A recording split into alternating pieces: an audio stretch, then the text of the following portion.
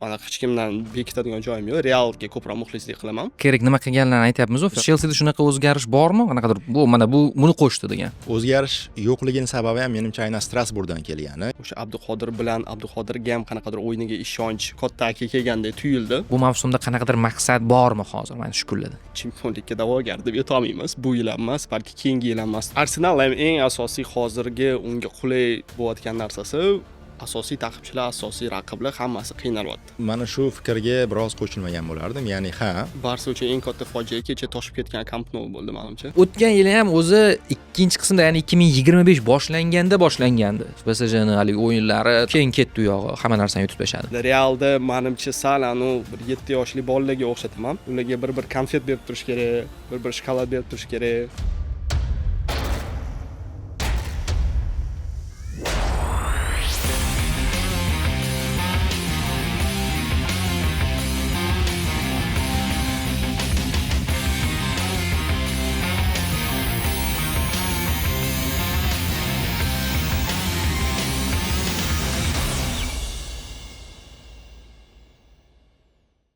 Qadrli do'stlar, davom etamiz markaziy sektorda. Endi Angliya Premyer Ligasi 23-turdan o'rin olgan uchrashuvlarga, qolgan uchrashuvlarga to'xtalamiz. Alohida to'xtaldik Arsenal United o'yiniga va endi o'sha jadvalning 4-ligida borayotgan Manchester City, ikkinchi o'rinda borayotgan Manchester City haqida gaplashamiz. Guardiola jamoasi g'alaba qozondi. Wolverhampton eng so'nggi o'rinda borayotgan jamoa, lekin shu bilan birga oxirgi uchrashuvlarda ochko jamg'arayotgandi. Qizig'i Citydan ko'p jamg'argandi. Ya'ni oxirgi 4 ta o'yinda City jamg'argan ochkolar bilan oxirgi 4 ta o'yinda Wolverhampton jamg'argan ochkolar Wolverhampton ko'proq edi. Shunaqa bir paradoks bilan yetib keldik. Garchi 20-o'rindagi jamoa bo'lsa ham. Ammo yutdi baribir, kutilgan voqea yuz berdi. Bu uchrashuvdagi ostiga chizish kerak bo'lgan voqealar bu Abduqodir asosiy tarkibda edi. Bunga o'rganib qoldik. Bu vaziyat taqozosi va ishonchni oqlayapti. Geki City futbolchisiga aylangach debyut qildi. Husanov bilan birga o'ynadi va yana biri Guardiola oldingi chiziqda rotatsiya qildi. Hollandni Fodenni o'ynatmadi. Marmush bilan o'ynadi, Sherki bilan o'ynadi. Avvalgi uchrashuvlarda ular zaxirada qolayotgandi. Doniyor, City 1-2 daqiqa VAR qarorini ham bir muhokama qilsak bo'ladi. Albatta. Penalti berilmagan joyin. Kehi kelgani bilan menimcha birinchi o'yindayoq o'sha Abduqodirga ham qanaqadir o'yiniga ishonch, uni qo'llab-quvvatlashda menimcha shunaqa baribir figura kelgani, kattaki kelgandek tuyuldi. Himoyada bitta o'zi emas, oxirgi o'yinlarda Husanov o'zi kattaki bo'lib harakat qilishga majbur edi.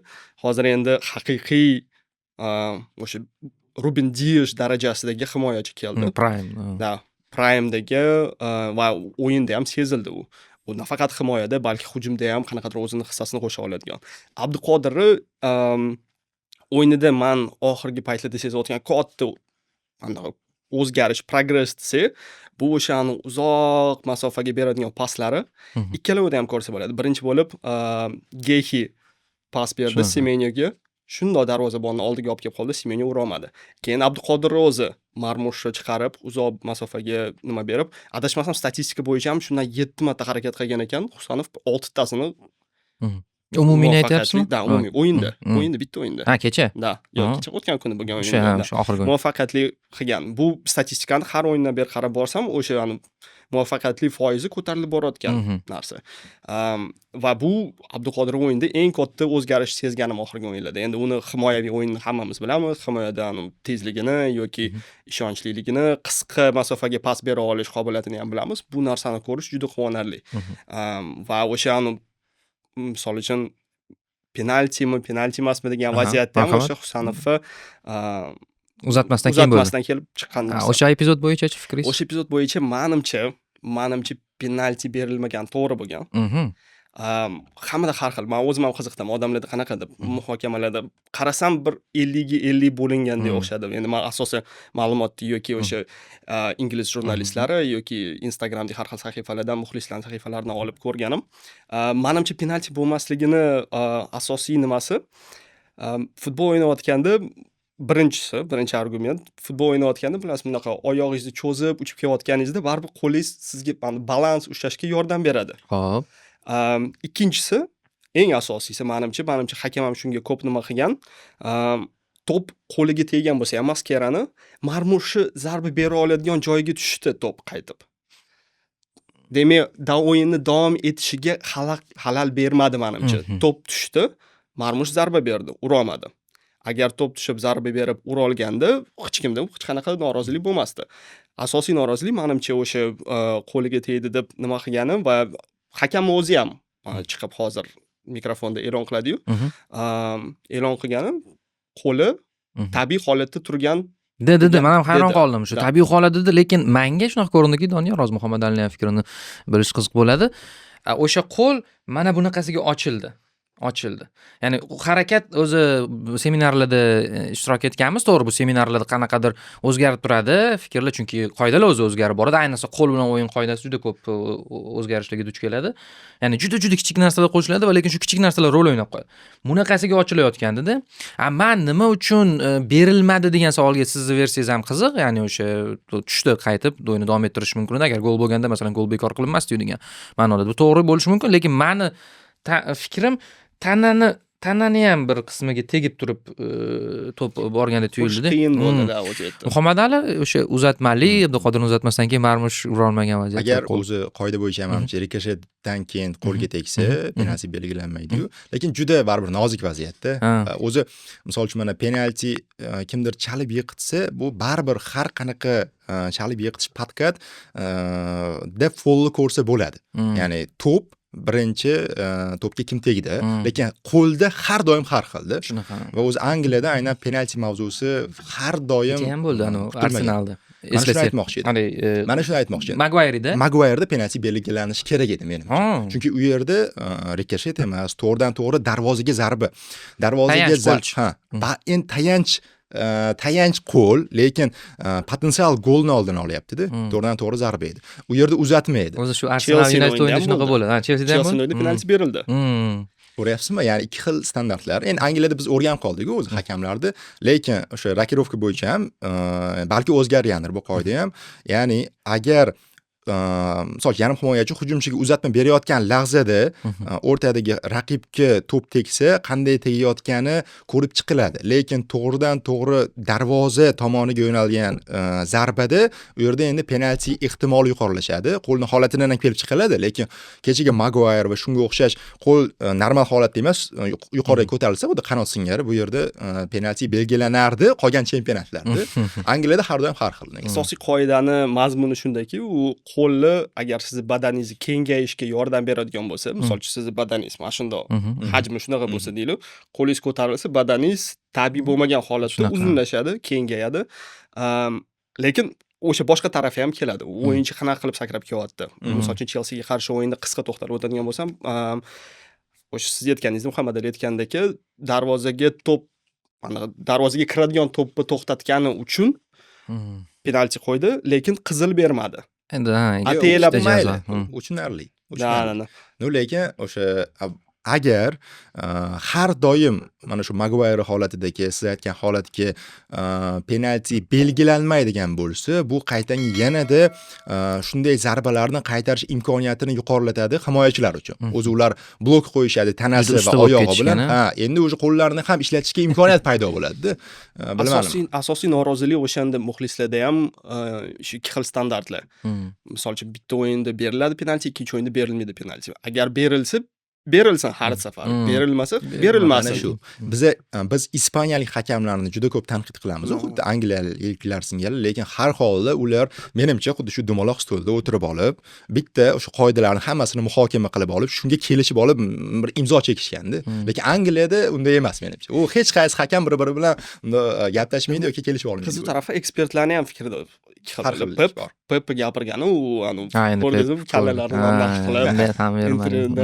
Lekin misol uchun Angliyada adashmasam BBCda Match of the Day kunni o'yini degan peredachada Alan Shearer o'zi hujumchi.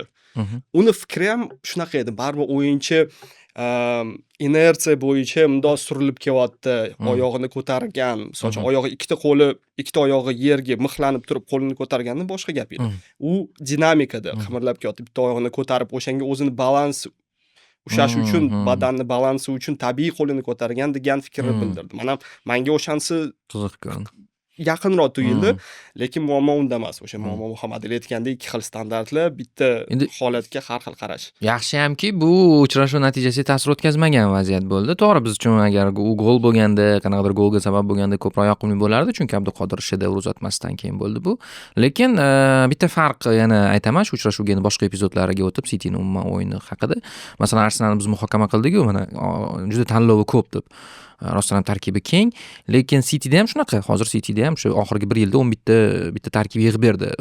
Avval Begristein, keyin esa Viana zo'r futbolchilarni yig'di va kecha har holda Wolverhamptonga qarshi uchrashuvda, endi raqiblarni solishtirib bo'lmaydi, Wolverhampton MU, lekin baribir Wolverhamptonga qarshi o'yinda Sherki ham, Marmush ham foydali o'ynadi. Marmush umuman gol urdi va o'sha, ya'ni aytmoqchi bo'lganim, agar buni ikkinchi tarkib futbolchilari deb qaraydigan bo'lsak yoki ikkinchi variant sifatida qaraydigan bo'lsak, Gvardiola uchun u asosiy Hollandga, Fodenga dam berib natijaga erishib ketyapti. To'g'risi Cityning o'yinini juda maqtab yormasdim. Wolvesga qarshi o'yinni. Birinchi taymda o'sha ikkita golni urib oldi. Menimcha o'sha qo'l keldi. Boshqa o'yinlarda qiynalyotdi o'sha golni urishga. Ikkinchi taymda darvoza masiga bitta ham zarba bermagan City. Demak, o'sha oxirgi o'rinda ketayotgan Wolverhampton ham mehmonda, Etihadda o'yinni o'zgartirib Cityga bosim qila oldi. Va o'sha u Donnarumma golsiz chiqib ketganini o'zi ham sal nima bo'ldi. Chunki Wolverhampton rostakasim xavfli vaziyatlar bo'ldi. Shunisini o'zi baribir Cityda hammasi yaxshilanib ketdi. Shunaqa yo'q, yaxshilanib ketdi deyishdan yiroqman, lekin har holda aytmoqchi bo'lganim, Cityda masalan dam berish haqida gapirdik-ku hali, taqvimning zichligi haqida. Shuni uddaladi jamoa. Chunki mana xuddi Arsenalga o'xshab, uni ham kubok uchrashuvi javobi kutib turibdi Newcastlga qarshi. Chempionlar ligasi bor, deyarli bir xil ketishyapti. Ya'ni taqvim nuqtai nazardan Gvardiola dam berganda bu natijaga ta'sir o'tkazmadi, lekin yana aytaman, Arsenalning hamda Cityning raqiblarining farqi bor edi. Bu yerda United edi, bu yerda Wolverhampton edi. Buni hamma tushunib turibdi. Lekin o'sha farq qisqardi. Abduqodirni mana hali Doniyor aytib o'tgandek, Muhammad Ali, siz o'yini haqida qanday kuzatdingiz? Sherigi bilan, yangi sherigi bilan qanday chiqishdi? O'zi Husanovning yoshligini ham unutmaslik kerak. Bunaqa yosh himoyachi uchun menimcha doim yonida Dias yoki Gvardiola yoki Gvardiola ham yosh-ku, lekin aqliy salohiyati bilan Dias bilan bir xil bo'lsa kerak. Dias Gvardiola yoki Gehiga o'xshagan futbolchi kerak. Gehi birinchi navbatda Angliya terma jamoasi himoyachisi ham hisoblanadi. Ya'ni Crystal Palace o'ynayotgani bilan, lekin u aslida 1-2 mavsum bo'ldi top jamoalarning e'tiborida edi va top jamoalar darajasiga chiqib bo'lgan himoyachi edi menimcha. Shuning uchun ham o'zi Liverpool talashda yozdi, lekin ola olmadi.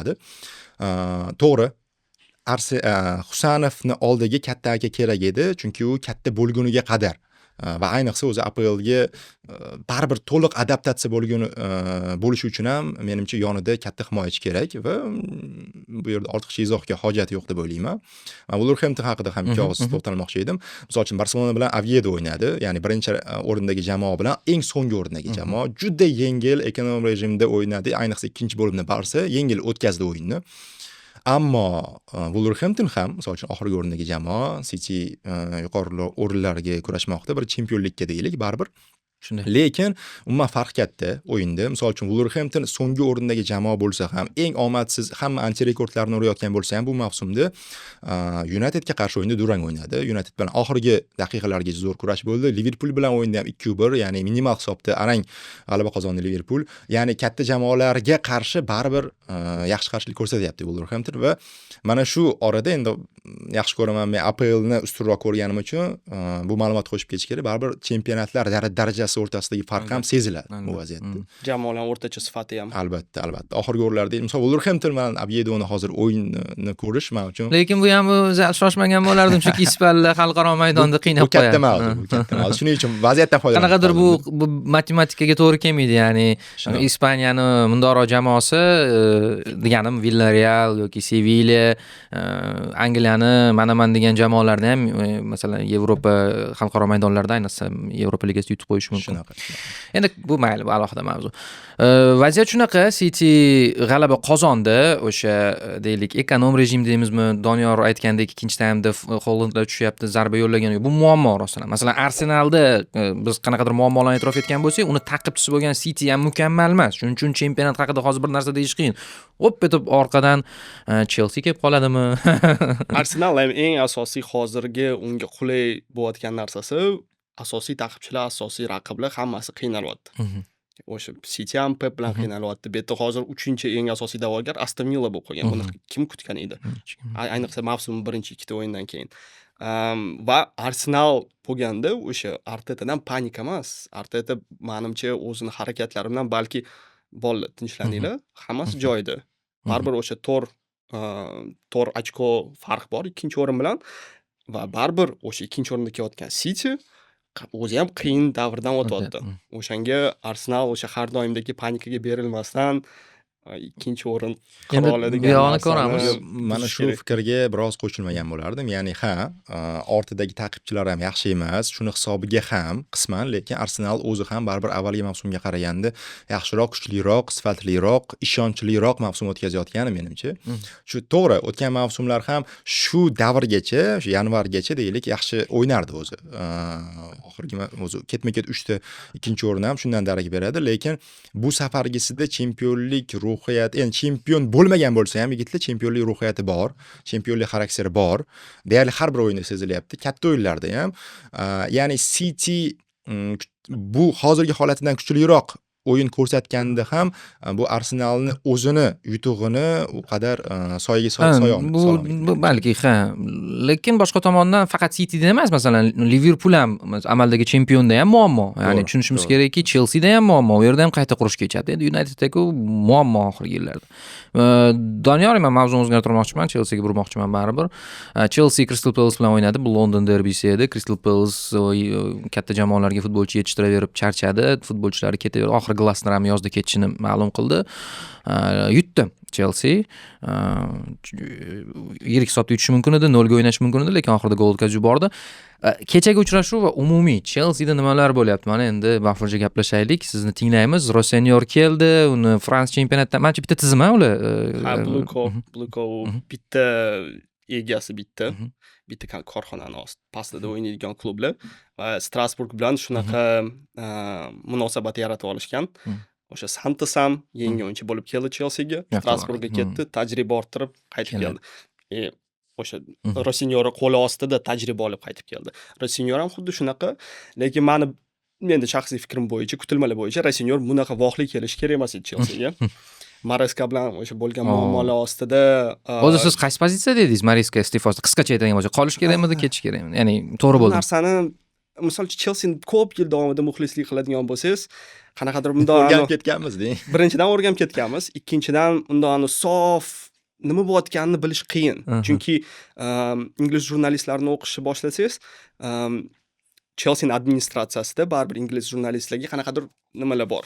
Menimcha, richaglar deydi-yu, chiqib o'zligi nima bo'layotganini o'zgartirib yuborish qobiliyati bor. Bir necha marta ko'rganmiz. Men o'sha Mareska bo'shatilgandan keyin ham ingliz BBC-larda, katta nimalarda, atletiklarda shunaqa Mareska bunaqani yomon qilardi. Mareska o'yinchilar kasal bo'lgan o'yinchilarni chiqartirib o'ynatardi. Mareska jarohati bor o'yinchilarni chiqib o'ynatardi. Shunaqa narsa ko'p va bitta vaqtda, qisqa vaqtda paydo bo'lishni boshladi. Chelsea muxlislar endi ko'plab bilsa kerak, sezsa kerak buni o'sha administratsiya tarafidan endi nomini qoralash balki juda ko'p nimadir, lekin shunaqa maqsad bilan Mareskani xatolarini olib chiqish yoki balki bo'lmagan xatolarni ham olib chiqish. Mareska ketgani bilan balki meni sal tinchlantirgan joyi bu bosim, qanaqadir toksik bo'ladi atmosfera. O'shansi yo'q bo'lib, balki yangi toza varodan boshlaganda bo'lgani shunisi xursand qildi. Va Rosenyor baribir kelajakda Chelsea proyektini bir qismi bo'lib ko'ringani uchun u kelgani nima bo'ldi baribir xursand qildi. Lekin atigi 41 yoshli mutaxassis. Uni Strasburgdan boshqa umuman katta hech qanaqa, endi Strasburgga ham katta deyish qiyin, lekin shu mavsum o'zida baribir PSG bilan durang o'ynaganlari qanaqadir taktik jihatdan o'zini ko'rsatib bera olgan deb o'ylayman. O'shani sharhlaganda menga yoqqandi. Juda PSG. Rosenyor bu tarafdan menimcha o'sha kelajak uchun perspektivasi katta murabbiy deb o'ylayman. Amalda nima bo'lyapti? Keldi. Amalda keldi. Oxirgi 3 ta o'yinni yutdi. Endi Arsenalga ham yutqizgani bor edi, lekin Arsenalga qarshi o'yinni ham menimcha katta komandalarga qarshi bir tarafdan shu MU ga o'yini o'xshab ketgandek ko'rindi. O'shanda ham 2 ta golni Garnacho urgan edi va o'shanda ham bosim orqali va o'sha tizimli o'yinni buzishga harakatlari orqali ko'rdim. Kechagi o'yinda eng alamli qilgani o'sha baribir shunaqa qiynalgan Crystal Palace bilan Mateta qancha urolmasdan Sanchez qancha zo'r seyv qilganidan keyin ham baribir oxirida gol o'tkazgani. O'shani clean sheet golsiz o'yinni yakunlamagani eng katta muammo deb o'ylayman. Baribir hozir Chaloba qaytgandan keyin bu Rasinyorga endi aloqasi yo'q. Chaloba qaytib, Chaloba bilan Fofana baribir sal ishonchliroq duo, lekin boshida o'sha Colwill jarohat olib chiqib ketgani o'sha baribir Maraskaga ham pand bergan, butun Chelsea himoyasiga ham pand bergan. Hozir Rasinyor menimcha kelgandan beri katta taktik o'zgarish ko'rganim yo'q hali. Bitta eng katta ko'rganim Andre Santos o'sha yarim himoya. Masalan, United Amorimdan keyin mana kerak nima qilganlarini aytyapmiz-ku, Fernandes, Dorgu. Chelseada shunaqa o'zgarish bormi? Qanaqadir bu buni qo'shdi degan. Muhammad Abdulmusin shekilli. O'zgarish yo'qligini sababi ham menimcha aynan Strasburgdan kelgani. Ya'ni o'zi Strasburg, Chelsea o'sha bloku barku, ularning o'sha akademiyasi, yoshlar jamoasi yoki Strasburg hammasi hozir Chelseani Mareska boshqarayotgan uslubi bilan bir xil uslubda ekani. Ya'ni 4-2-3 bilan o'ynaydi. Deyarli hech qanday men o'zgarish sezmadim. Shu tarafdan o'sha bitta korxona tagida bitta proyektni bekor etmadim. Ular o'sha klublar bir-biriga o'xshatib o'ynashadi. Chunki bundoq qarasangiz xuddi mana Chelsea bu asosiy jamoa, Strasburg B jamoa. Shuni. Demak, ularning falsafasi Chelseaning falsafasiga bir xil yaqin va shu tarafdan o'yinchilarning iyoga borib qaytib kelishi qulaylashtirilgan va u yerda katta bo'layotgan o'sha yulduzlarning Chelseaga kelib adaptatsiyasi tezroq bo'lishi yaxshilantirilgan. Eng asosiy va menga yoqayotgan eng katta farq bu Andre Santos o'rtaga qo'shilgani, yarim himoyaga qo'shilgani va yarim himoyada Caicedo bilan birga o'ynashi. Bu birinchidan Enzo uchun o'zi shundoq ham hujumga intiladigan yarim himoyachi, lekin u pastki blokda, ya'ni box to box bo'lib qolib ketganda baribir uni salohiyatiga o'sha Argentinada qanaqa o'ynagan jahon chempionatida bundoq qarasa Messidan ikkinchi o'rinda, yaqin ikkinchi o'rinda, uchinchi o'rinda kelayotgan o'yinchi aynan o'sha Enzo Fernandes, yosh Enzo Fernandes edi. Chelsea kelgandan keyin bu narsa uncha ko'rinmadi. Rasinyorda hozir Andre Santos bilan Caicedo o'sha pasroq yarim himoyani o'sha betonlaydigan, himoyaga pasroq tushib yordam beradigan yarim himoyachi rolini bajarib, o'sha Enzoni hujumkor salohiyatini bo'shatgani yoqdi. Va bitta qiziq tarafi jamoa haligacha Palmersiz o'ynayapti. Palmer kelgandan keyin menimcha bu Rasinyor uchun bosh og'riq bo'lishi mumkin. Qaysi tarafdan undoq qarasangiz, Estevao o'ng qanot sof yarim himoyachisi, bu tarafdan Pedro Neto sof yarim himoyachi, o'sha winger, hujumkor wingerlar. Cole Palmer u ham o'ng tomonga intiladigan wingeru, lekin menimcha Cole Palmer eng yaxshi ishlatadigan joy bu o'nlik bo'ladi-yu. Erkin, hujum, bitta hujumchini ortida o'ynaydigan hujumkor yarim himoyachi sifatida menimcha eng yaxshi foydalansa bo'ladigan joyi. Hozirgi vaziyatda o'sha misol uchun Joao Pedro o'yinni boshladi. Joao Pedro ham xuddi uni ham 9lik deb bo'lmaydi.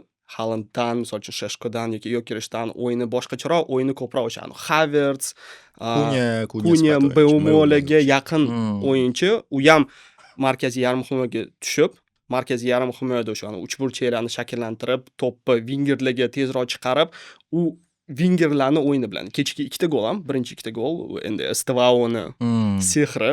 Estevao Chelsea muxlislarida menimcha hozir o'tgan yili Palmerani bizani ko'nglimizga qanaqadir bundoq xursandchilik olib keladigan o'yinchi bo'lsa, bu yil Estevao birinchi golni u o'yinni o'qib bilishi, chunki ko'rgan bo'lsangiz, pas Crystal Palace himoyachisidan orqaga berilayotgan pas bergan. U o'sha to'pni qabul qilib olish kerak bo'lgan himoyachini harakatini oldindan o'qib bilib, undan oldinga o'tib ketib, shu darajada to'pni u maydonni yarmida qabul qilgan. O'sha maydonni yarmidan baribir katta, undan bir gavdasi 2 barobar katta himoyachini turtib, itarib, darvozani oldiga borib urgani, uni yoshiga yoki uni badaniga to'g'ri kelmaydigan narsa bo'ladi. O'zini hujumkor xislati shu bor. Ikkinchi goli Joao Pedroning goli, u ham shunga o'xshagan juda zo'r hujumkor o'yin qildi, lekin yerda ham Estevaoning pasi bor edi. U bitta pas bilan Joao Pedroni birga bir chiqib ketadigan vaziyatga olib chiqib qo'ydi deyarli. Men ham shu Andre Santos haqida aytmoqchi edim. Juda o'yin yoqadi menga ham. Chelsea o'sha Maresga ko'p daqiqa ajratmayotgan vaqtida ham uni potensialini ko'ra oldida ko'p muxlislar va Santosni asosiy tarkibda maydonga tushirilishi juda ko'p boshqa futbolchilarga ham qo'l keldi. Misol uchun James o'zining pozitsiyasiga qayta oladi endi. Ya'ni James zo'r pas beradigan futbolchi, kuchli zarbasi bor, tayanch yoki ya'ni hujumkor yarim himoyachi sifatida ham balki qandaydir ko'rish mumkindir. Boshqa futbolchi asosiy tarkib futbolchisi yo'q bo'lsa, lekin baribir biz Jamesni qanot futbolchisi sifatida bilamiz. Santosni kelgani Ensoni siz aytgandek hujumga qo'shilishini ko'paytiradi va Palmer yo'q paytida Joao Pedroni shu pozitsiyada sinab ko'rayotgandi. Yana bu variantlar ko'paytiradi bosh murabbiyga Ensoni oldinda va Ensoni o'zi asl pozitsiyasi ham menimcha o'zi shu. Ortda Caicedo bilan zo'r juftlik hosil qilgan. O'sha pozitsiyada ham menga juda yoqadi Enso, lekin baribir o'zi xohlamay o'ynaydi. Majburan shunaqa. Valverdega o'xshaydi. Valverde qanotda o'ynasa qanday o'ynaydi? Yomon emas, lekin vaziyati ham yo'q, boshqa imkoniyati ham yo'q. Va ayniqsa Palmer oxirgi vaqtlar ko'p jarohat olayotganda Ensoni shu pozitsiyaga chiqishi Santosni kelgandan keyin bu juda qo'l keladi. Chunki avval misol uchun Joao Pedro o'ynayotgan. Oldinda xohlamasa Delapni maydonga tushirishga majbur. Chunki kimdir o'ynash kerak-ku hujumda. Qanotdagi hujumchilarni hujumkor yarim himoyachi o'rnida hech qachon ko'rmadik. Menimcha ular Neto ham, Estevao ham u profil futbolchilar emas. Bitta Santosni qo'shilishi menimcha ko'p futbolchilarga yordam berdi.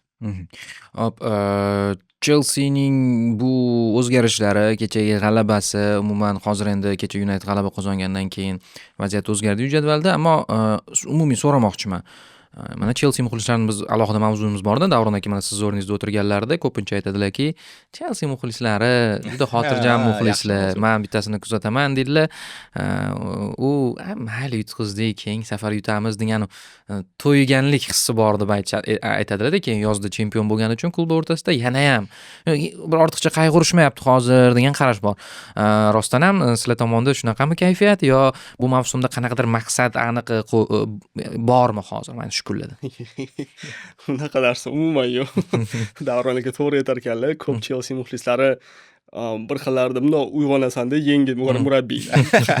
Oxirgi 1,5 yil boshqa eski murabbiy bilan biz falsafa qurib kelyapmiz, yangi klub qurib kelyapmiz deysiz, nima bo'lganini bilmaysiz. Va lekin meni o'zimda shaxsiy nimam bir xil Liverpoolchi muxlislar o'rtoqlarim bu mavsum qarasam, ular o'yinlarni sal ko'rmay qolishni boshlashgan. O'sha bu Liverpoolni tezroq unutib yuborish degan narsasi bor. Menimcha ular oxirgi yillarda bu narsaga kamroq o'rganishgan. Biz Chelsea muxlisi sifatida Premier Liga doirasida bunaqa narsa ko'proq o'rganganmiz. Men baribir nima desa bo'ladi? E'tiborni hali o'chirib qo'yganim yo'q. Chelseaning hamma o'yinini ko'raman. Lekin va tushunmayotgan narsalarim Maresca bilan tortishuvlar, boshqa narsalar, ular hamma narsasi baribir kayfiyatni sal buzadigan narsalar.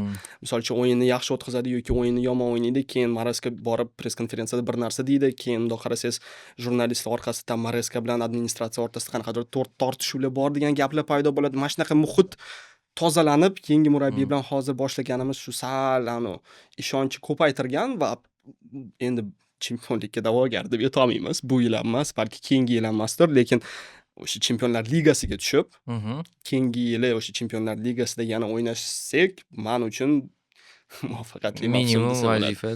Shunga o'rganib qolganmiz. Afsus, oxirgi o'sha APLdagi 2017-yilgi g'alabadan keyin qanaqadir bunday uzoq vaqt davomida stabil nima qiladigan murabbiyga 3-4 yil qanaqadir Artetaga o'xshab proyekt qura oladigan, endi sabr chidamayapti hozir ko'pchilik. Endi har doim administratsiyani yondashuvi shunaqa bo'lgan Chelseada. Bu an'ana, qadriyat, to'g'ri. Bu Abramovich davrida ham, mana bu yangi rahbariyat davrida ham, lekin o'zi umumiy olganimizda katta jamoalarda mana Realni ko'ryapmiz, hali o'tamiz. U almashtirib tashlashdi, bo'lmasa o'sha taktik uslub quradigan murabbiy go'yo olib kelingandi. Mayli. Xo'p, Chelsea haqida gaplashdik. Liverpool haqida ham to'xtalaylik. Liverpool sharhlab bordingiz, Muhammad Ali.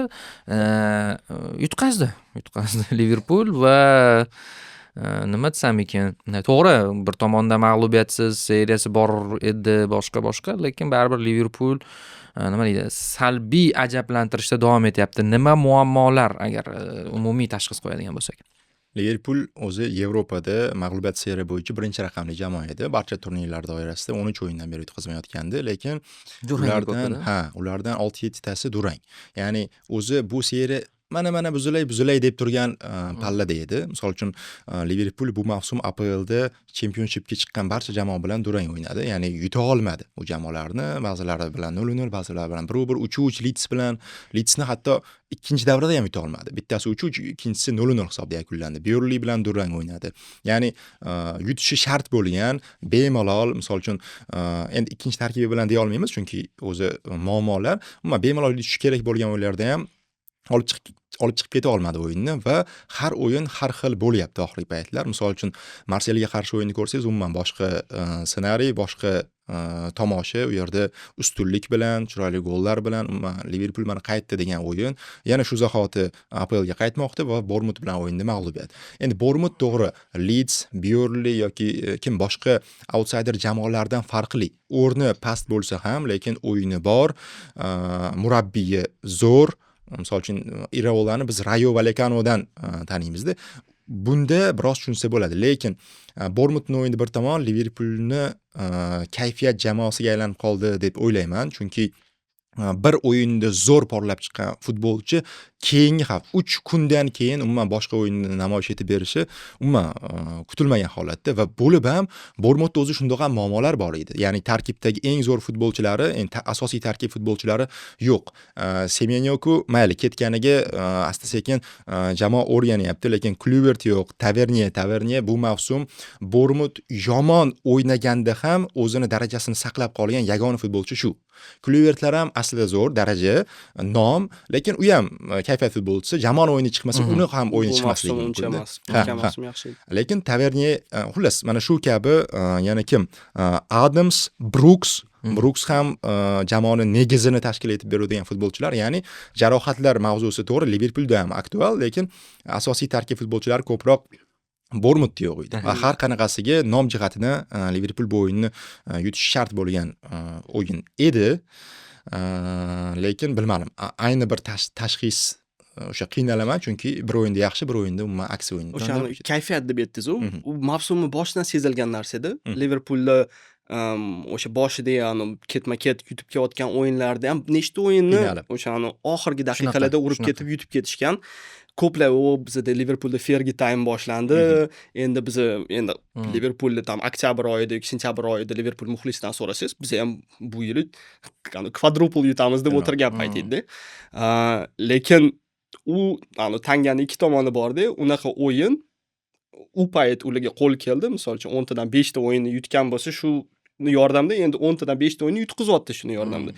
Menimcha o'sha qanaqadir stabillik baribir. Liverpool menimcha sezonni уже mavsumni tugatib qo'yish alinji emas. Bu fikringizga to'liq qo'shilamiz, chunki mana shu studiyada o'sha 7 ta uchrashuvdagi g'alabadan keyin barcha turnirlarda rostdan ham men va o'sha hamkasblarimiz aytishgandiki, g'alaba, lekin ortiqcha romantizatsiya qilinyapti. Chunki o'sha uchrashuvlarda Bournemouthga birinchi davradagi uchrashuvda ham 4-2 yutgandi. Va o'sha uchrashuvda ham oxirida Chiesa, keyin Salah juda qiynalib, raqib yaxshi o'ynab yutib ketgandi. Mana kecha shuni revanshi bo'ldi deyish ham mumkin. Endi bilmadim, slot mavzusiga ham ozgina bog'lab o'taylik, chunki kerak. Xabi Alonso ishda bo'shagandan keyin hozir slotni ham nima deydi, ko'p ketkizishyapti, nashrlar yozishyapti va Alonsoni olib kelishyapti. O'sha havo almashtirish kerak, menimcha vaqt keldi. Van Dijk mavzusicha. Van Dijkni ham aytmoqchi edim. O'zi mana bu tarkibda bitta Sabaslay va Van Dijk o'z darajasini ushlab turgan jamoa yetakchilari edi-da. Lekin kelib mana shu o'yinda Van Dijk ham o'zi Van Dijk ko'p shunaqa holatga tushib qoldi bu mavsumda. Bu mavsumda menimcha bu Liverpoolga hozir qarasak, menimcha Soboslay shunaqa Liverpoolda ham Premier Ligani top 3, top 5 o'yinchilardan biri. va menimcha u o'sha Liverpool darajasiga yarasha o'ynayotgan yagona o'yinchi Shunaqa. hozir. Shunaqa Van Dijk ham aksiga olib bu o'yinda qovun tushirdi. O'zi umuman himoyada Van Dijkda bitta yaxshi sherik yo'qligi ham. Baribir endi Sabaslay ham to'g'ri, himoyada ham o'ynayapti, yarim himoya hujumda ham universal, u bo'yicha alohida maqtov kerak, lekin Van Dijkning baribir jamoadoshlariga bog'liqda, uni pozitsiyasi. U xohlasa ham bitta o'zi hamma vaziyatlarni qaytara olmaydi. Endi lekin boshqa tomondan o'sha Prime Van Dijk yonida kim o'ynasa o'ynayverardi. O'sha nima Jamoa ham Gomes, yaxshi o'ynardi. nima yana kimlar Matipla o'ynagan davrlar bo'lgan, farqi yo'q edi. Misol uchun bunisida yanada qiyin vaziyat bo'ldi. Ya'ni Gomes boshladi. Gomes birinchi golda jarohat oldi. Endo umuman o'ynamayapti. Orada bir marta 8 daqiqa qaysidir jamoaga qarshi bir 7 ta o'yin avval o'ynagan. Ya'ni deyarli o'yin amaliyotiga ega bo'lmagan futbolchi himoya markaziga yomon o'ynayotgan himoyachilar qatoriga tushib qoldi va yanada Umumiy qo'rqinchli holatda. Liverpool holatiga bundoq sal chetlanib teparoqdan nazar tashlaydigan bo'lsangiz, o'sha lider deb aytadigan o'yinchilarni bir 2-3 ta desak, men uchun Van Dijk, Szoboszlai va Salah bo'lib kelgan.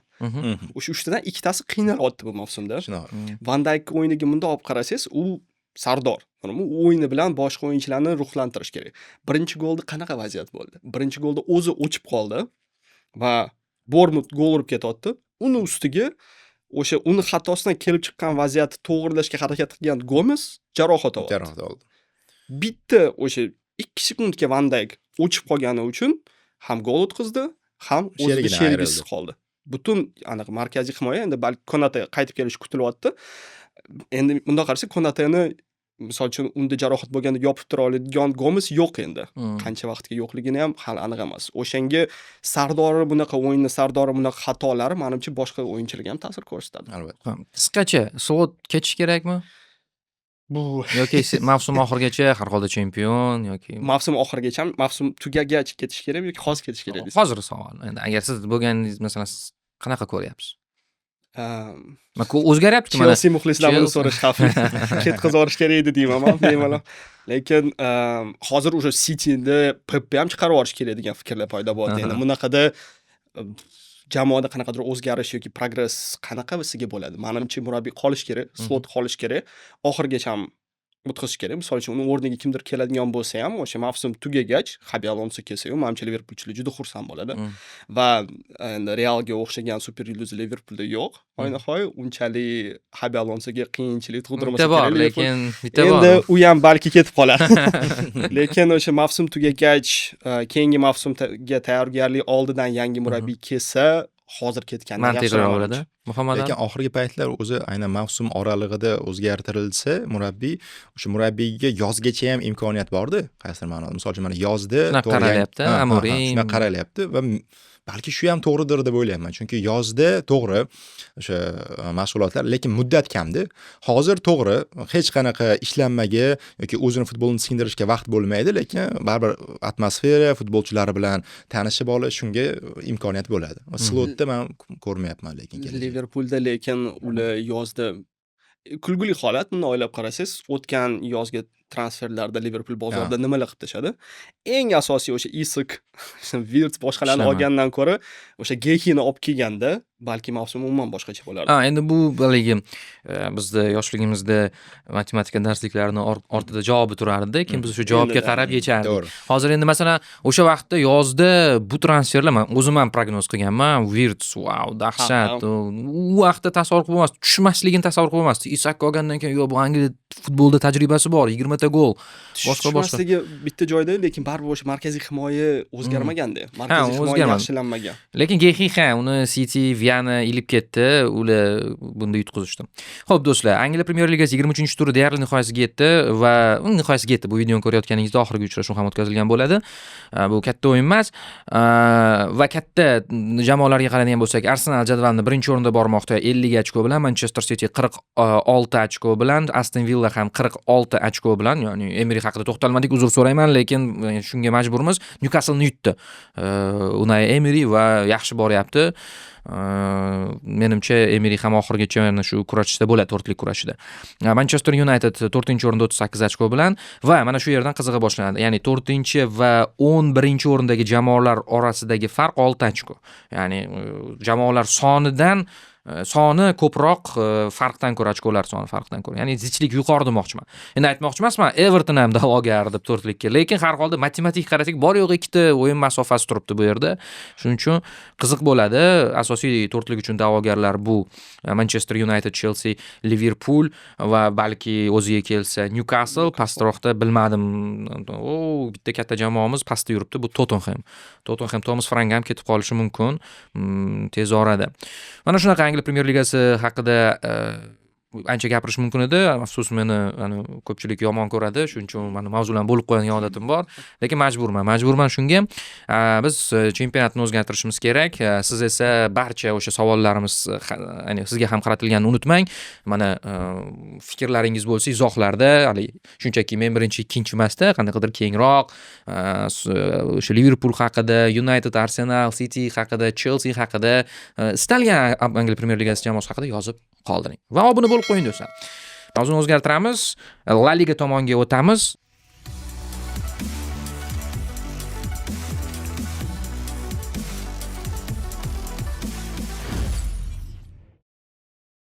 Va Muhammad Ali xuddi boya Angliyada issig'idan boshlaganimizdek Barselona bilan boshlamoqchiman. Chunki kecha bo'lib o'tgan o'yin, kecha deganim yakshanba oqshomida va u yerda oson g'alaba qozondi. Balki qisqa to'xtalarimiz, bilmayman, balki uzun yirik hisobda g'alaba qozonyapti. Siz orada aytdingizki, ekonom rejim degandek bo'ldingiz. Nima Barselona voqealarni o'tkazdi bu turda? Menimcha katta to'xtalishni hojati yo'q bo'lgan o'yin, chunki oxirgi o'rindagi jamoa o'rniga mos o'yin ko'rsatayotgan jamoa edi Oviedo. Har tomonlama Oviedoga to'xtalish hojati yo'q. Barselonada birinchi navbatda Pedrisiz o'ynaganini alohida aytish kerak.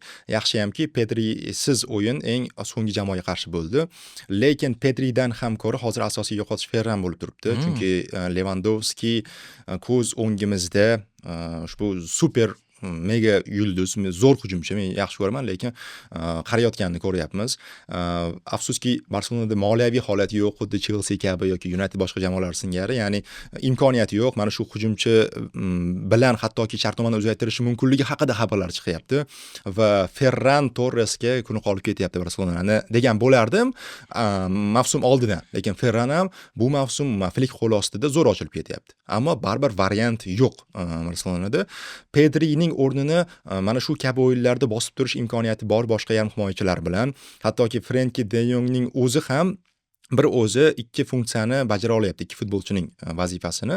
Casado misol uchun o'yinga kirishib olgunicha va bu o'yinda birinchi bo'lim toza ekonom rejimda bo'ldi. Qaysi ma'nodaki Barselona vaziyat yaratish bo'yicha juda oqsadi, balki xohlamadi, balki istamadi, chunki Yamal ham bir yugurmadi, balki yurdi deyishimiz mumkin bu o'yinda va bu eng to'g'ri variant edi ekonom rejim uchun. Chunki Barselona ham xuddi qolgan jamoalar singari har 3 kunda o'ynashga, qiyin taqvimda o'ynashga majbur bo'lib qolyapti. Misol uchun Slavia Praga deymiz-u, lekin qanday ob-havo sharoitida, qanday tarkib bilan qiyin o'tkazganini, uni alohida aytish kerak. Nom jihatida Slavia, keyin Oviedo deyiladi, lekin aslida jiddiy raqiblar va Sociedadga qarshi o'yindagi mag'lubiyat ham juda katta kuch olib qo'ydi futbolchilardan. Pragaga qarshi o'yinda bu ta'sir qildi, jismoniy holatdan ham va ob-havo sharoiti. Kichik rotatsiyalar bor Flikda, lekin baribir tarkibning torligi jamoaning minusiga ishlaydi baribir bir kun. O'sha Sociedadga qarshi o'yinda yoki shunga o'xshash jamoalarga qarshi bahsda. Barsa oldindagi muhim o'yinlari oldidan yaxshi o'ziga yoqimli futbolni o'tkazdi deb o'ylayman. Doniyor, siz Barselonaning mana shu davri haqida. Menimcha oldinda Barsani jadvaliga qarasa, unaqa qiyin o'yinlar kutilmayapti. Yaxshi paytda Pedri jarohat oldi. Bunaqa deyish noto'g'ri bo'lsa kerak, lekin o'sha mavsum oxiri, mavsum avjiga chiqadigan payti apreldagacha u kelib, o'zini formasini tiklab olgan holatda bo'lishi kutilyapti. Pedri bormi yoki misol uchun Ferran yo umuman La Ligaga va Barsani o'yinlariga baribir sal chetdan qarayman. To'g'risi, agar APL o'yini bo'lsa yoki Barsani o'yini bo'lsa, APL o'yinini ko'raman. Kecha ham shunaqa bo'lgan edi, to'g'risi. Lekin Barsani o'yinda ularning hujumkor o'yini har holatda ham o'sha misol uchun Lewandowski qiynalsa ham Hozir Doniyor gap ohangidan haligi Everybio bilan o'yinni Men o'shani nimasi aytmoqchi kelyapti? edim o'zi. Aytaymi dedim, yo'qmi dedim. Chelsea muxlislarida eng yoqtirmaydigan jamoasi Barselona bo'lsa kerak. Yo, eng yoqtirmaydigan emas. Men o'zi Chelsea muxlisi bo'lib qiziqayotgan paytimda o'sha 2000-yillar o'rtasida ayniqsa Barselona bilan deyarli har mavsum Chempionlar Ligasi to'qnashuv bo'lardi. Xotiram aldamayotgan bo'lsa, menimcha Chelsea ko'proq yutib chiqqan o'shalardan. O'shanga men xursandman bundan. O'shanga Barselonani yomon ko'rmayman. Bu mavsum 2009-yilga bitdi. Endi o'zi menimcha Barselona yomon ko'rib bo'lmaydi. Masalan, to'g'ri, masalan, biror jamoa bilan qanaqadir uchrashuvlar, konfliktlar bo'lgan bo'lsa, men tushunaman, lekin umuman olganda juda chiroyli o'yin ko'rsatgan jamoani qanaqadir hate qilish. Men baribir misol uchun sizlarga o'xshab ekspert deb yoki sharhlovchi deb aytolmayman. Men baribir futbol muxlisiman. U anaqa neytralitetni qisman o'xshayman, lekin La Ligada mana hech kimdan bekitadigan joyim yo'q. Realga ko'proq muxlislik qilaman. Barselona o'yinlarini ham ko'raman va bu men Real muxlisi bo'lsam, Barselonani misol uchun Yamal, Olmo, Rafinyalarni o'yinini ko'rish, misol bizning taktikada ham ko'rsangiz Instagramda Rafinyani qancha katta sovrinlardan qolib ketganiga ko'p gapirganmiz va o'sha Ferran yo'q bo'lganida ham hozircha Barsani hujum gol urib beradigan rolni bajaradigan o'yinchilar ko'p. Shunaqa. O'shanga muammo ko'rmayman. Rostdan ham endi mana boya gapimizni fakt bilan mustahkamlab qo'yamiz bu ma'lumot o'rnida. Kopengagen bilan o'ynaydi. Chempionlar Ligasida Elche bilan Albacete, Mallorca va agar katta o'yin deyish mumkin bo'lsa, Girona bu derbi.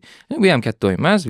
Levante va keyin mana Villarrealga, Athletic Bilbao, Sevillaga qarshi o'yinlar. Ya'ni Pedri balki agar qaysidir bir oy o'ynamaydi Pedri deb avgustda aytilsa, tanlaylar shu oy desa, mana shu oyni tanlash mumkin bo'lardi balki. Endi Pedrining jarohati bu men ham o'zi alohida yozdim. Bu juda ham masalan og'riqli boyaga mavzu. Masalan siz ham mana hozir aytdingiz-ku ichingizdagilani. Men aytadigan bo'lsam Barselonaga masalan personal muxlis bo'lmasligi mumkin, lekin Pedrining o'yiniga men muxlisman, chunki bu alohida qanaqadir futbolchi men uchun. Juda ko'p shunaqa futbolchilar bor, ya'ni top darajadagi va ulardan biri va o'zini rangiga, o'zini ohangiga bo'lgan futbolchi. Men doim maydonda bo'lishini xohlagan bo'lardim va qanaqa bo'lar ekan deb kutdim. Lekin Oviedoga qarshi uchrashuv oson o'tdi. Barselona muxlislarini g'alaba bilan tabriklaymiz. Bu g'alaba nima uchun muhim edi? Chunki bir kun avval Real g'alaba qozonib, birinchi o'ringa chiqib olgandi. Ya'ni biz o'zimizcha, ya'ni shunaqa tasavvur paydo bo'ldiki, Realda inqiroz, Real murabbiyni almashtirishga majbur bo'ldi, boshqa deyapmiz-ku, lekin La Liga jadvalida Real shunaqa bir kun keyin o'ynasa Barselona birinchi o'ringa chiqib olyapti. Vaziyat shunaqa juda bir hali katastrofa deymiz, fojia yuz bermagan u yerda. Shu nuqtai nazardan Barselona majbur ortidan nafas sezib turadi, Real kelyapti va bu yog'iga muxlislar uchun ham qiziq kuzatish. Masalan, ikki jamoaga muxlis bo'lmasangiz ham Ispaniyada bir raqobat bor bu mavsumda. Menimcha oxirigacha borishi mumkin. Yana balki Atletico Madrid ham hali qo'shilishi ham mumkin. Barsa uchun eng katta fojia kecha toshib ketgan Camp Nou bo'ldi menimcha. Juda yomon bo'ldi. Ya'ni o'yinning oxirlariga borib o'zi yomg'ir yog'ayotgandi o'yin boshida.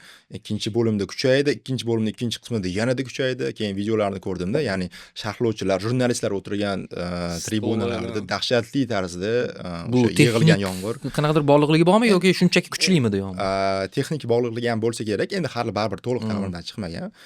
Mana shunisi bilan ham ancha do'l ham yog'di, hattoki ma'lum bir muddat do'l ham hakam qo'shib bermasa kerak ekan. O'zini jonini o'ylamam desam, baribir 3 daqiqa qo'shib berdi.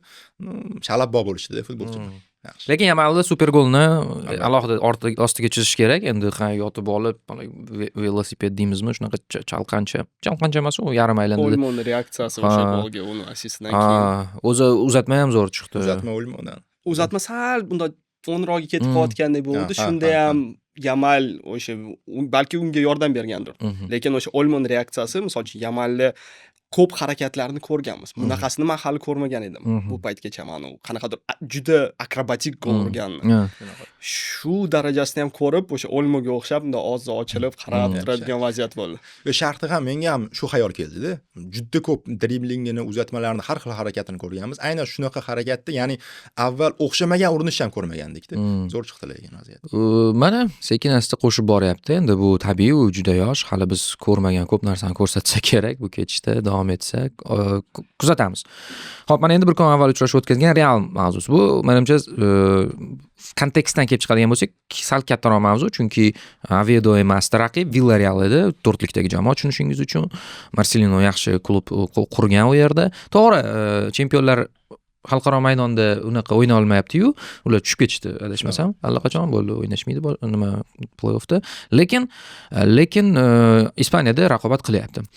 Villarreal mayli, Realning o'zida masala juda ko'p, ya'ni u yerda murabbiy o'zgardi va yondashuv o'zgardi. Men sizga aytsam, Doniyor hozir shunaqa bir ta'rif berishyaptiki, o'sha Realning futbolchilariga yoqadigan bir ko'rinishni olib keldi, muhitni yaratdi, ya'ni maqtayapti, boshqa qilyapti, ya'ni ularga erkinlik beryapti, qanaqadir ortiqcha yuklamalar bermayapti, lekin futbolchilar o'zidan kelib chiqib, kecha mana pressing ham qilishyapti, hamma narsa qilishyapti. Realda nimalar yuz beryapti? Endi Villarreal balki o'sha oldingi darajasidagi o'yinni ko'rsatmayotgan bo'lsa ham, hozir La Ligada 4-o'ringa ketayotgan jamoa o'sha Chempionlar Ligasi joylarida, chunki o'shanga o'yin oldidan qanaqa o'yin ko'rsata oladi Arbeloa. Real qanaqa o'yin bunga moslasha oladigan fikr bor edi, lekin menimcha Real yaxshi o'ynadi. Muhitga qaytadigan bo'lsa, menimcha o'shani Don Carloni muhiti qaytganda Realga, super yulduzlarga erkinlik berilgan, super yulduzlar endi Realda menimcha sal bir xillarda bir 7 yoshli bolalarga o'xshataman. Ularga bir konfet berib turish kerak, bir shokolad berib turish kerak, parkka o'ynashga olib borish kerak. Shu jihatdan ularga shirin so'zli shunaqa narsalarni ko'rsatib turish kerak Realda. Xabi Alonsoni ham menimcha falsafasi tushmagani farqi asosan shunda bo'lgan. Xabi Alonso hamma jabhalarni nazorat qiladigan murabbiy, butunlay kirib kelib, hamma narsani o'zgartirib, nima yeyotgani, qachon uyg'onayotgani, qanaqa mashg'ulot o'tkazayotgani, o'sha hamma narsasiga qarab, jamoani zo'r darajaga ko'tara oladigan. Lekin Realda menimcha Xabi Alonsoda o'xshirdi deb o'yladim kelishdan oldin, lekin Vinicius, Mbappe kabi darajadagi super yulduzlarni tishi o'tmadi bunga va Real administratsiyasi shu super yulduzlarni saqlab qolishni afzal ko'rdi. Endi chunki odatda murabbiyga qilinadi tanlov. O'zi boya aytdingiz-ku, sizga Chelsea tarafdan qaraganda bu oddiy murabbiy almashtirish ma'nosida nazarda tutaman, lekin Real ham shunaqa jamoa. Bunday olib qaraydigan bo'lsa, Real ham almashtirib tashlayveradi. Faqat bu safar nimaga odamlar va o'zim masalan shu odamlar ichida men ham borman, ishonib qoldi. Chunki go'yo Xabi Alonso nima uchun taklif qilinyapti degan savolga, u super sobiq futbolchi yoki nima deydi, yorqin nom bo'lgani uchun emas, u taktik murabbiy bo'lgani uchun, Bayernda taktik bir qanaqadir uslub qurgani uchun Real ham shu tomonga qarab yuryapti deb o'yladik. Chuchvarani xom sanagan ekanmiz. Real o'ziga xos bo'lgan uslubda baribir ketishga qaror qildi. Balki ular ham shunaqa o'ylashgandir. Peres ham shunaqa o'ylagan bo'lishi mumkin. Xabi Alonsoning keysi baribir sal boshqacharoq edi. U chetdan kelgan odam emas. U Realning baribir afsonasi va menimcha Real qilgan harakati baribir muxlislargami yoki murabbiy o'zigami, o'zining tarixiga xiyonatga o'xshadi ko'proq. O'shani Habib Nurmagomedov aytganda ham shu yosh bolalar deb shunaqa murabbiydan voz kechdi. Endi bunda o'ylab qarasa, siz iste'foni Xabi Alonsoning umuman holatini qarasa, u baribir Xabi Alonso menimcha o'shani Zidanni ikkinchi versiyasi deb kutilyotdi. Realda oldin yulduz bo'lgan o'yinchi qaytib kelib, masala shundaki, meni nazarimda u yerda jamoani o'zi muxlislar sabab bo'ldi. Qaysidir ma'noda muxlislar, chunki juda e'tiroz bildirishdi, juda bir xushtagvozlik bo'ldi, jamoa ichida muhit buzilib ketdi. Vinicius bilan jang go'yo murabbiy tomonidan yutib chiqildi-yu, lekin baribir oxirgi nuqta qo'yilmagandi. Biz ko'rdik, ichkarida o'sha muammolar Valverde bilan hamma munosabat bildirishni boshladi. Jude Bellingham ham alohida bayonotlar berishni boshladi. Ya'ni SMI, ya'ni ommaviy axborot vositalari va muxlislar qo'shimchasiga hatto u ketgandan keyin ham xushtagvozlik qilib bosim shu darajada ortib ketdiki, mana Farruh Vamos bilan ko'p gaplashganimizda, u dahshat, u ko'tarish qiyin deb aytadi. Mana siz uni ingliz futbolini kuzatib borsangiz yoki ispan futbolini kuzatib boradiganlarni tinglasangiz, aytishadi. Endi Realda kutilmalar baribir boshqacha ekan. O'xshamadi. Bu ikkalasini olib ketmoqchi edi. Ya'ni ham natija bo'lsin, ham o'yin bo'lsin, ham qanaqadir Zidanga o'xshagan nom, sobiq nom bo'lsin deb harakat qilishdi. Rostdan ham tishi o'tmadi va iste'fo o'zi ko'p ehtimol birinchi so'zni Xabi Alonsoni o'zi aytgan ham bo'lishi mumkin. O'sha aytildi-ku, ko'p muhokama qilindi Mbappe bilan vaziyat, boshqa. Lekin nima bo'lganda ham bu voqea tarixga aylandi va Arbeloa ko'rinishidan o'sha Ancelottining o'zi ham keldi darvoqe o'yinlarning bittasiga tepada o'tirgandi. Ya'ni xuddi Ancelottidagi davom ettiryapti. Qanaqadir Viniciusga erkinlik berdi. Vinicius eng yaxshi futbolchi bo'lishni boshladi, uzatmalar berishni boshladi. Hamma uni qo'llab-quvvatlayapti. Mbappe qalqon bo'lib beryapti. Mana go'yo sochilib ketgan jamoadan yana birdamlashib olishdi. O'zi Real epizodik shunaqa, o'ziga muammo yaratadi, keyin shu muammoni tuzatib, oxirida ko'pincha yutuqda bo'lib chiqadi. Bu safar qanaqa bo'lar ekan Muhammad Ali? Bir og'iz aytib ketmoqchi edim Xabi Alonso haqida. Xabi Alonsoni biz jamoa kelganida nihoyat Real o'z uslubini, umuman o'zining barcha shu paytgacha strukturasini o'zgartirib, endi taktik futbol quradi deb o'ylagandik. Lekin rahbariyat ikkinchi Zidan deya olib kelgan ekan. Ya'ni kelib chiqsa shunday ekan. Xo'p, Arbeloa xuddi Kerik holatiga o'xshaydi. Ya'ni xohlagan payt uni olib tashlash mumkin va balki yana keyinchalik Kerikga o'xshab yana ikkinchi marotaba ham balki kelar. Shunga o'xshash vaziyat, ya'ni bosim yo'q va o'zi bosim kamaygan paytida, ya'ni o'ziga nisbatan unda bosim yo'q muxlislar tomonidan. Endi u futbolchilardan ham, klub rahbariyatiga bo'lgan tanqidlarni ham sekin-asta yechib olib, o'sha vaziyatni yumshatyapti va o'zi turnir jadvaldagi holat ham o'zi juda komfort holatda. Ya'ni inqiroz haqida gap so'z bo'lishi mumkin emas va bu turda 21-turda Villarrealga qarshi bahs olib bordi. Villarreal o'sha 3-4 jamoa hisoblanadi La Ligada, turnir jadvalida, lekin Chempionlar Ligasida bor yo'g'i 1 ochko to'plagan. Fokus La Ligaga berilyapti, tushunarli, okey. Lekin Marcelino shu vaqtga qadar bu mavsum katta jamoalarni birortasida yuta olmadi. Birortasida nafaqat yuta olmadi, balki o'sha Barsa, Atletico, Realga qarshi o'yinlarda o'yin tomonlama ham umuman boshqa o'yinni ko'ryapmiz. Villarrealning qolgan o'sha ikkinchi eshelon jamoalariga qarshi solishtirganda o'zini darajasidagi jamoalar va undan pastki jamoalarda juda yengil yutayotganini ko'ryapmiz. Faqatgina bitta Celta bilan o'yinda o'xshamadi bu holat. Ya'ni butun mavsum davomida faqat bitta o'yinda. Lekin katta jamoalarga qarshi o'yinlarda esa barchasida bir xil ssenariy. Umuman Marcelinoning o'yini yo'q va inqirozda deyilgan Real ham birinchi jiddiy sinovini o'tkazdi Arbeloa bilan. Ya'ni ungacha Monaco o'zi Fransiyada juda rasvo holatda edi, Chempionlar Ligasida ham Albacete bilan endi tushunarli holat, yana Levante bilan o'ynadi. Levante ham bu mavsum zo'r emas. Eng katta sinov edi, chunki agar Marcelino o'z o'yinini ko'rsatsa, yuqori pressing, vertikal futbolni namoyish etsa, Realga qandaydir jiddiyroq bosh og'riq bo'lishi mumkin edi. Birinchi bo'limda biroz bosh og'riq bo'ldi ham aslida o'yin avvalida, lekin baribir o'sha golgacha bo'lib chiqdi bu vaziyat. Goldan keyin baribir Realda vaziyatlar ko'proq bo'ldi. Golgacha ham birinchi bo'lim oxirida biroz jamoa jonlanganini ko'rdik va o'zimman olib qaraganda katta sinov deyildi-yu, katta sinov bo'lib chiqmadi bu. Menimcha Mbappening 2ta goli, Mbappe yaxshi o'yinchi, ammo misol uchun Vinicius ham aslida ko'p ball olmagan bo'lsa ham yomon o'yin ko'rsatmadi. Baribir Vinicius kayfiyat o'yinchisi bo'lib chiqyapti baribir. Yo'q, endi u o'zini o'zi shu ko'chaga tiqib qo'ygan.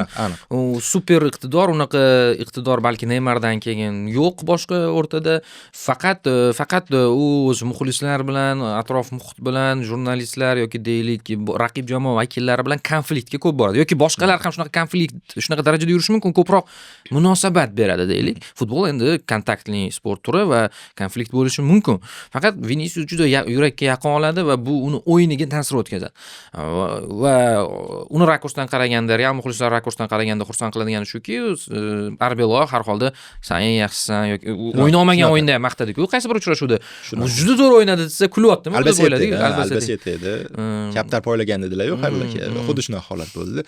Keyin bitta yana bir jihat, Chouaminisiz o'ynadi. Diskvalifikatsiya tufayli o'tkazib bordi bu o'yinni va Chouaminisiz bu mavsum 3ta yoki 4ta o'yin o'tkazgan Real birortasida yuta olmagandi. Ya'ni o'rta miyona, hatto outsiderlarga qarshi o'yinlarda Chouaminisiz qiynalayotgandi. Bu o'yinda bitta shunaqa holat bo'ldi. Juda g'alati vaziyat. Kamavinga endi Chouamini vazifasini o'taydi. Birinchi bo'limda juda past ball oldi Kamavinga va o'yin borasida ham hatto qaysidir himoyachisi, qaysidir futbolchisi o'zini himoyasidan markazga Guye zarba ham berdida. Ya'ni umuman o'rtada bo'shliq paydo bo'lib qoldida. Kamavinga baribir Chouameni emasligini shu lahzada ko'rsatib qo'ydi. O'zi yodingizda bo'lsa 2 mavsum ilgari Chouameni ketadi. Kamavinga bilan Chouameni varianti orasida Kamavingani tanladi. Real Chouamenini qo'yib yuboradi deb turgan mavsumida Ancelotti uni Ancelotti himoya markazi sinab ko'rdi, zo'r bo'lib ketdi. Ya'ni tayanchda ham, himoyada ham bir xil darajani ko'rsatib berdi. Yakunda hozir ko'ryapmizki, bu kurashda Kamavinga hozir misol uchun yutqazyapti. Endi u to'g'ri boshqa mavzu-yu, lekin Chouamenining yo'qligi baribir Real quruq o'yin o'tkazgan, quruq o'yinli g'alaba qozongan bo'lsa ham sezildi deb o'ylayman. Katta futbolchi ekanligi. Muhammad Alining gapiga qo'shib, o'sha Manchester United holatiga men ham o'xshatdim hozirgi Real ahvolini. Ayniqsa taktik jihatdan menimcha, misol uchun oliy matematika emas, уже albatta 7-sinfga qaytganda o'sha oddiy uchburchaklar qurib, Mastantoni orqaga tushib, Güler deyarli himoyachilarni oldiga tushib, o'sha Mastantoni orqali pressing qiladigan misol devorchilar Sevilla Realda o'shani hammasini buzib o'yinchilar tushib, ayniqsa oldindagi o'yinchilar orqaga tortilishi orqali buzib chiqdi buni va bu jihatdan o'sha siz aytganingizdek xuddi Alonso paytida men yugurmayman, pressing qilmayman deyotgan o'yinchilar umuman o'zgarib qolib, Vinicius ham o'sha o'zini qanotida ko'proq konsentratsiya qilib, uni qanotiga yordamga Mbappe ko'proq tushib, Güler orqaroqga tushib, mana o'yin taktik qurishda yordam berayotgan va eng asosiy ko'rgan o'zgarishim Bellingham o'yinida bo'ldi. Adashmasam o'shani birinchi mavsumdagi Bellinghamga ko'proq o'xshadi. Bellingham menimcha eng katta sezilmaydigan jihatlardan bittasi u to'p kutilmayotgan paytda oldinga yugurishlar ko'p qiladi. Oldinga yugurishlari orqali himoya markazini tortadi orqaga. Fede Valverde pas berib Mbappe urgan golida ham ko'rgan bo'lsangiz, yonidan Mbappe Bellingham yugurib o'tib ketgan, o'yinchini tortgan. Bu yerda o'sha Mastantuono, Fede va Güler uchburchagi orqali to'p oldinga chiqib o'tishgan edi. Va Mastantuonoga ochilgan, adashmasam balki Fede emas, balki Mastantuono assist bergandir. O'sha 10 tomon vingeri bo'sh Mbappeni ko'rgan. O'sha o'yinchilarning tortilishi, o'yinchilar bitta joyga to'planib qolishi sababli. Bu Bellinghamdagi bu holatni o'tgan mavsum Ancelotti ochib bergandi. Ya'ni Thierry Henry o'sha qaysidir ko'rsatuvda ko'rsatib bergandi. Ya'ni Mbappe nafaqat himoyada yordam bermayapti, pressing qilmayapti, ortga qaytmayapti, balki hujumda ham ochilmayapti u. Mana Bellinghamni qarang, qayerdan qayerga ochilyapti deb video tahlilini ko'rgandik va shuning uchun ham o'zi Barsudan farqli ravishda ko'proq hujumga qo'shiladigan, ko'proq gol uradigan futbolchi bo'lib ketdi Bellingham Ancelotti qo'l ostida. Va bitta jihati, misol uchun Güler bilan Bellingham bir tarkibda o'ynayapti. Misol Villarrealda ham o'yinda sezildi. Maydonni 2,5 ga bo'lib olishgan. Ya'ni chap tomon Bellingham javobgarligida, Güler o'ng tomonda va Güler hujumdan ko'ra siz aytgandek o'sha himoya zonasidan Asensio bilan Hausen o'rtasidan to'pni olib chiqyapti va Mastantuononi ham e'tirof qilish kerakki, bir qanot endi baribir Vinicius qancha pressing qilsa ham ortga qaytmayapti-yu Mastantuonochalik.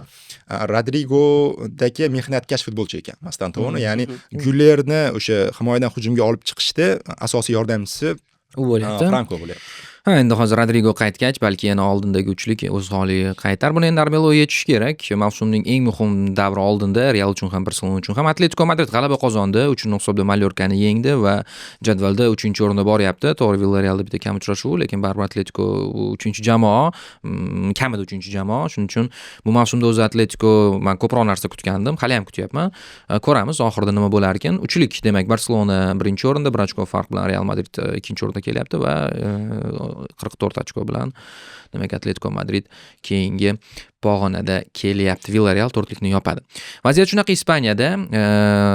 Boshqa chempionatlar uchun ham ozgina bir vaqtimiz qolyapti.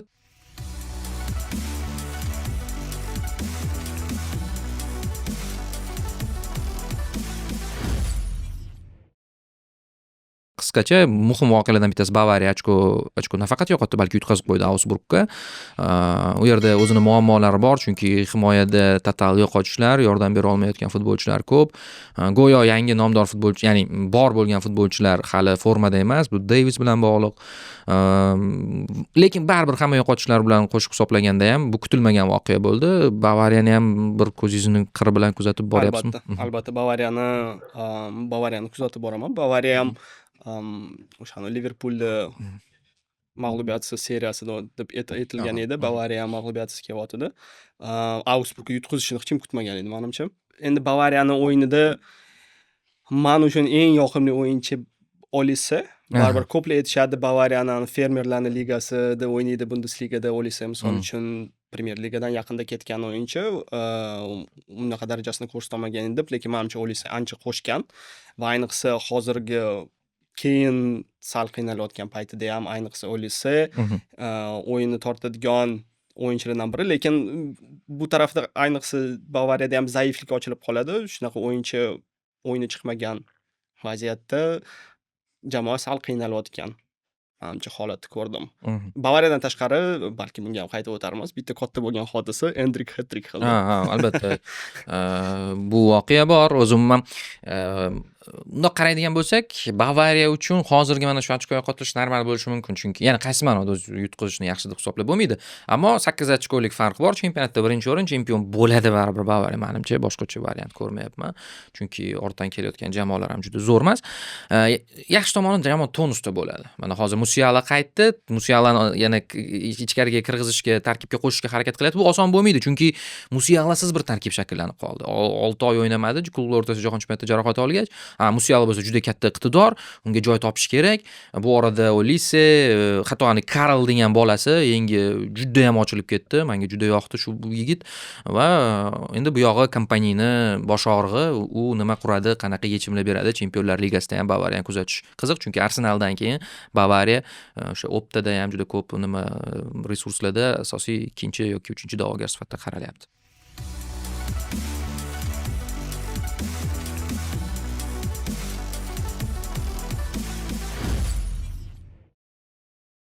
PSG Fransiya chempionati birinchi o'ringa qaytdi. Mana Fransiya chempionati Endrikni eslandi. Endrik umuman u yerda mana hat-trick qildi. Undan avvalgi o'yinlarda ham eng yaxshi futbolchi bo'lib, ochilib, juda maza qilib o'ynayapti.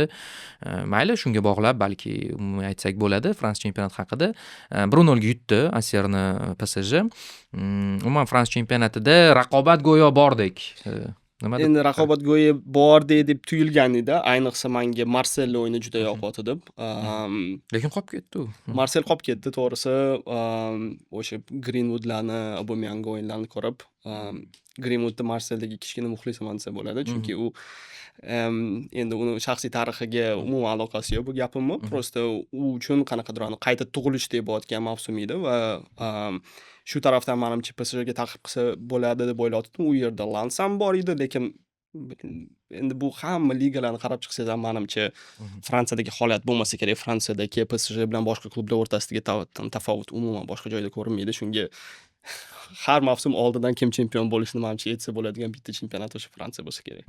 Muhammad Alis PSJning o'yinlarini ko'rganimizda doim Enrike qandaydir rotatsiya yoki bir qanaqadir test, sinov, eksperiment qilib ko'raveradi. Ba'zida natija beryapti, ba'zida natija bermayapti, lekin baribir bundan raqiblari juda bir maksimal foydalanib yuborishmayapti. Orada farq ham katta emas va Marsel mana bu turda PSJni birinchi o'ringa olib chiqib berdi, Lansni yutgani hisobiga. Menimcha bu yerda balki sun'iy qilinyaptimi, ozgina chempionatni qilib. Yo'q, bu yerda Enrike, men o'sha birinchi fikringizni birinchi qismiga juda ko'p qo'shilaman, chunki Enrike men hozir dunyodagi eng yaxshi murabbiy deb hisoblayman. Natijalardan chetga surib. Nimaga shunaqa? Chunki u rostdan ham nima deydi, yangilikdan qo'rqmayapti-da. Dahshat o'zgarishlarni qilib tashlayapti. To'g'ri, ba'zida jarohatlar bunga majbur qilyapti. Futbolchilar qo'shayotgan futbolchilarni ko'rsangiz, masalan, biz Fransiya chempionatini to'liq kuzatmagani uchun uncha nima deydi, ko'z o'ngimizda bo'lmaydi. Masalan, Angliyada Aston Villani ko'proq kuzatamiz. Lekin u Zaire Emerylarni, xuddi mana Pep Guardiola futbolchilar bilan nima qilsa, Nuni ishlarni qanot futbolchiga aylantirib tashlaydi-yu, u xuddi shu ishlarni qiladi. Bir tarafdan lekin ko'proq qilyapti hatto. Da, Enrikeda shunaqa eksperiment qilish uchun imkoniyat bor, mana shunisi bor. O'sha hammasi bir-biriga tushganda, u qancha eksperiment qilib xato qilsa ham keyin to'g'rilab olish imkoni go'yo bordek va qo'rqinchlisi o'tgan yili ham o'zi ikkinchi qismda, ya'ni 2025 boshlangandi. PSJning hali o'yinlari, Chempionlar Ligasida ham City bilan yutib olgach, comeback qilgach, keyin ketdi u yog'i, hamma narsani yutib tashladi. Va bu mavsum nima bo'ladi? Chunki hali optimal formaga Dembele ham, Kvaratskhelia ham qaytgani yo'q, Dues pasayishdi. Shuning uchun juda taxmin qilish qiyin, ammo PSJni men baribir chetga chiqarmagan bo'lardim. O'sha hamma fikringizga qo'shilaman, lekin bitta tomoni Gvardiola bilan Enrikening farqi, Gvardiola APLda eng kuchli degan chempionatimizda o'sha eksperimentlarni qiladi. Lekin xuddi buni yana bilan davom ettirsa, Bavariya bilan ham Guardiolani o'tgan davrlari bo'lgan, qisman qanaqadir o'xshash. Ko'ramiz. Uni Enrikeni mana Realga olib kelib qo'yishyapti-yu, endi bilmadim qanchalik asosli, menimcha asosi juda kam, ammo keyingi jamoasi ham baribir yana ham kuchli bo'lishi aniq, ko'ramiz hali oldinda. PSJning Newcastlga qarshi o'yini qiziq bo'ladi rosa. O'zi bu ham bir klassika bo'lib ketdi. Chunki oxirgi yillarda ko'p o'ynadi, qaysidir hali guruh bosqichli davrda to'rttalikda guruhda o'ynashdi. Bruno Gimarash qaytadigan bo'lsa ayniqsa. Newcastle ham yo'qotadigan narsasi yo'q, bosadi. Italiya chempionatida ham ko'p golli tur o'tdi va 22-turda Inter 6-2 hisobida yengdi. Como degan jamoa bor, juda zo'r. Fabregasni menimcha Fabregas uchun ham kuzatishingiz mumkin siz. O'tda u yerda juda ko'p kashfiyotlar, ya'ni yangiliklar qilyapti va yaxshi raqobatchi. U ham 6-0 ga yutdi. Bundan tashqari, demak, yirik hisoblarda Atalanta 4-0 ga yutdi. Juventus Napoli turni markaziy uchrashuvida Juventus 3-0 ga o'zini sobiq jamoasini Spalletti sochib tashladi. Konteni umidlariga sal kuchli zarba berib qo'ydi, chunki baribir chempionlik kurashi juda ham qizg'in kechayotgandi. Hozir endi sal o'zgarib qoldi vaziyat. Va eng oxirgi o'yinda Roma Milan durang o'ynab berishdi. Bundan faqat va faqat Inter yutyapti, chunki yaqindagina 30 bo'lib turgan Italiya seriyasi turnir jadvalida hozir endi 5 ochkolik farq birinchi va ikkinchi o'rin o'rtasida va hatto ikkinchi va uchinchi o'rin o'rtasida ham 4 ochkolik farq yuzaga kelyapti. Shunaqa bir jarlik hosil bo'ldi. Afsus, men shuni kutgandimki, oxirgacha shu raqobat bo'ladi. Bunaqa bo'lmayapti. Inter oldinlab ketyapti. Shunaqa vaziyat Italiyada. Juda menimcha uzoq va mazmunli suhbat bo'ldi. Va bugun har holda ulgurdik. Mana Bavariyaga biz hatto shunga ulgurmayotgandik, Doniyor, shuning uchun aytib o'tyapman. Bu juda ham xursand qiladi. Men o'zimni doim aybdor his qilaman, chunki men juda yaxshi ko'raman Bavariyani, PSJni, Fransiya Bundesligani. Haqiqiy futbolni ba'zilar aytadi o'sha yerda deydi, ayniqsa Bundesligani, chunki murabbiylarning haligi harakatlari bilan ko'rib. Italiya-ku endi bu nostalgiya, mani 40 yoshli, 50 yoshli futbol muxlislari juda ham yaxshi bilishadi. Shuning uchun bugun qisman ulgurdik. Men Doniyorga, Taktika Uzga omad tilayman. Bugun o'zini fikrlari bilan bo'lishgani uchun katta rahmat. Juda qiziq bo'ldi. Agar kelajakda ham biz sizni ko'rsak xursand bo'lamiz. Mana shu suhbatlarimizda. Muhammad Ali esa doim biz bilan birga. Muhammad Aliga ham rahmat. O'zi sharhlab borgan o'yinlar va bundan tashqari tur uchrashuvlar haqida mana hozir fikrlar bilan bo'lishdi. Siz ham nima deydi, fikrlaringizni yozib qoldiring. Demak, biz yana siz bilan bir haftadan keyin ko'rishamiz. Albatta obuna bo'lib qo'ying. Keyingi podkast, yana eslatib o'taman, balki nasib qilsa rejalarimiz shunday. Angliyadan bo'ladi do'stlar, salomat bo'ling. Sog' bo'linglar. Rahmat.